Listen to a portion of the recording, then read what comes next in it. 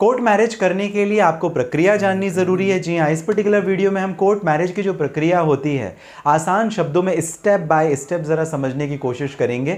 नमस्कार, आप सभी ने शुरुआत अशोक पांडे के साथ लीगल एडवाइस में की है। इस चैनल के माध्यम से कानून की जो जानकारी है हम आप तक पहुंचाते रहते हैं। जी हाँ, इस वजह से सब्सक्राइब जरूर कर लें अगर आप नए हैं तो। साथ ही साथ अगर किसी परेशानी के लिए बात करना चाहते हैं, इस वीडियो के डिस्क्रिप्शन में नीचे डिटेल्स है, लिंक है, जहां से डायरेक्टली आपकी और मेरी हो जाएगी बात अगर आप किसी कानूनी समस्या के लिए जानकारी चाहते हैं। कोर्ट मैरिज काफी जरूरी हो जाता है समझना कि आखिर कोर्ट मैरिज क्या आवश्यकता है इसकी। आजकल जो शादियों में इतने पैसे खर्च हो रहे हैं, लोग अपने पैसे बचाने की भी कोशिश में कोर्ट मैरिज करते हैं। कई लोगों के घर में परिस्थिति होती है, लड़का लड़की के घर में लोग तैयार नहीं होते बट प्यार इतना करते हैं कि भाई कोर्ट मैरिज करनी। कोर्ट मैरिज में सबसे महत्वपूर्ण बात ये हो जाती है कि जो बाकी झंझट है ना कि शादी का, टेंट का, खाने का, रिश्तेदारों का और तमाम सारी जो चीज़ें हैं वो कट हो जाती है और जो पेस्ट होता है वो होता है केवल और केवल मैरिज सर्टिफिकेट जो देता है आपको मैरिज रजिस्ट्रार। मतलब it's self a complete process. जो कोर्ट मैरिज है अपने आप में पूरी की पूरी एक प्रक्रिया है शादी की। सबसे पहले जो पहला स्टेप, दूसरा स्टेप, तीसरा, चौथा और पांचवा है, हम इसको 5 स्टेप में समझेंगे। अगर आप कोर्ट मैरिज करना चाहते हैं तो इसके लिए केवल और केवल एक कानून है जिसे हम कहते हैं the special marriage act. All over India, across the India ये जो कानून है वो एप्लीकेबल है और ये सेंट्रल लेजिस्लेशन है। तो मतलब जम्मू कश्मीर से लेकर कन्याकुमारी और चारों दिशाओं में भारत के यही कानून एप्लीकेबल है, यानी द स्पेशल मैरिज एक्ट 1954। अब इसी के कानूनी प्रावधान के अंतर्गत शादी होती तो लगभग अक्रॉस द इंडिया वो एक जैसी है। पहला स्टेप होता है लड़का और लड़की दोनों की उम्र इंपॉर्टेंट है।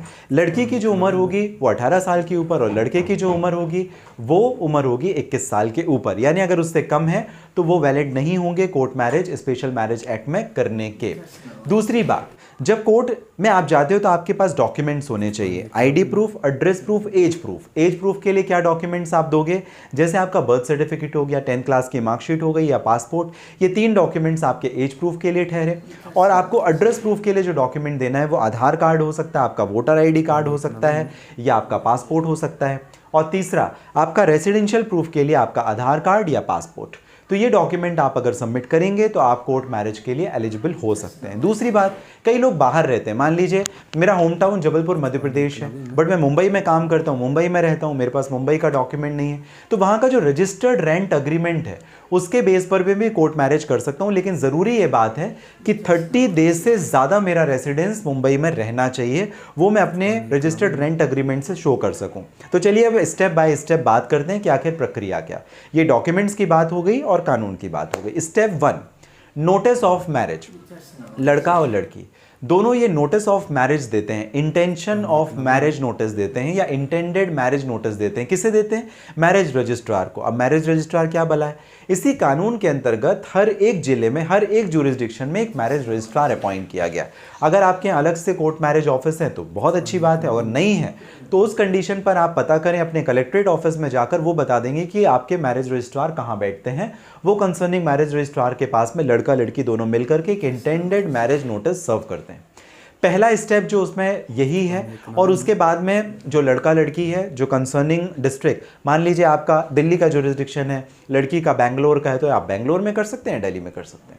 तो ये इंटेंशन ऑफ मैरिज सर्व करने के बाद जो दूसरा स्टेप होता है वो पब्लिकेशन ऑफ नोटिस का होता है। पब्लिकेशन ऑफ नोटिस में क्या होता है, यही जो इंटेंशन ऑफ मैरिज नोटिस है वो पब्लिश किया जाता है कि मान लीजिए किसी को भी कोई ऑब्जेक्शन है, किसी को कोई परेशानी है आपकी शादी से, तो ऑब्जेक्शन कर सके, उसके लिए 30 दिन का समय होता है। और इसी वजह से कोर्ट मैरिज करने के लिए आपका जो समय है वो लगभग निर्धारित 1 महीने का यानी 30 दिन का लग जाता है।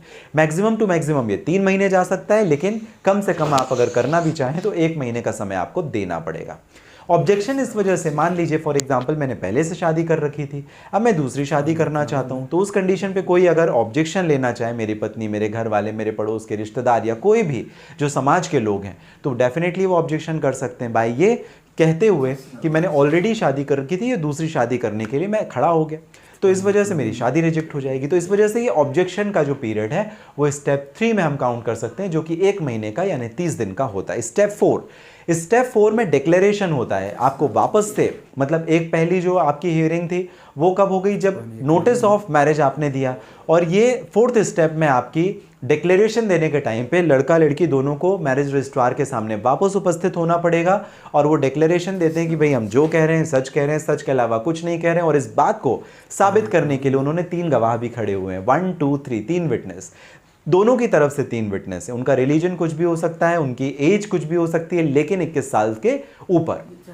आपने डिक्लेरेशन दे दिया कि आपकी उम्र ठीक है, आपका ये ठीक है, वो ठीक है, तमाम सारी चीज़ें डिक्लेरेशन में दे दी। अब 5वां स्टेप, अगर कोई ऑब्जेक्शन नहीं तो मैरिज रजिस्ट्रार आपको दे देता है सर्टिफिकेट ऑफ मैरिज। कॉन्ग्रेचुलेशंस, आपकी हो गई है शादी। जी हाँ, तो यही 5 स्टेप्स इन्वॉल्व होते हैं। फीस के बारे में अगर बात की जाए तो फीस आपकी 500 रुपये से लेकर 1000 रुपये तक हो सकती है। ये सरकारी फीस है, तो इस वजह से अगर आप किसी एजेंट के थ्रू करवाएंगे, लॉयर के थ्रू करवाएंगे, तो उनकी फ़ीस आप अलग से समझें। जी हाँ, और ये जो फीस है, ज़्यादा बेहतर होगा कि अगर आप एडवाइजेबल ये है कि आप मैरिज रजिस्ट्रार ऑफिस में ही जाएँ और वहाँ पर जानकारी ले लें। वेरिएबल होती है, थोड़ी बहुत 19-20 रहती है, लेकिन लगभग इससे इसके 500-1000 रुपये के बीच में होती है।